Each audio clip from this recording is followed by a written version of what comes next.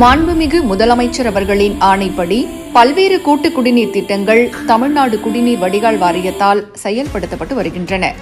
ஈரோடு மாவட்டம் சென்னிமலை ஒன்றியத்தில் உள்ள 22 ஊராட்சிகளில் 434 ஊரக குடியிருப்புகளுக்கான கூட்டு குடிநீர் திட்டத்திற்கு ரூபாய் 482.36 கோடி ரூபாய் மதிப்பீட்டில் அரசால் நிர்வாக அனுமதி வழங்கப்பட்டு கூட்டு குடிநீர் திட்டம் செயல்படுத்தப்பட்டுள்ளது.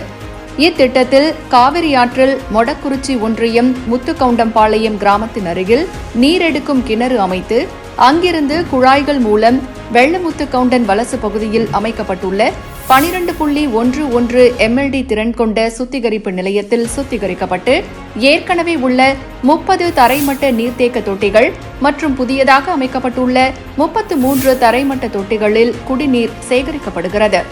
தரைமட்ட நீர்த்தேக்க தொட்டிகளிலிருந்து ஏற்கனவே உள்ள 295 மேல்நிலை நீர்த்தேக்க தொட்டிகள் மற்றும் புதியதாக அமைக்கப்பட்டுள்ள 266 மேல்நிலை நீர்த்தேக்க தொட்டிகளில் நீர் சேகரித்து பகிர்மான குழாய்கள் மூலம் சென்னிமலை ஊராட்சி ஒன்றியத்தில் உள்ள 22 ஊராட்சிகளில் 434 கிராம குடியிருப்புகளுக்கு வீட்டு இணைப்புகளின் மூலம் நாள் ஒன்றிற்கு 15.04 மில்லியன் லிட்டர் குடிநீர் 1.87 லட்சம் மக்களுக்கு விநியோகம் செய்யப்பட உள்ளது.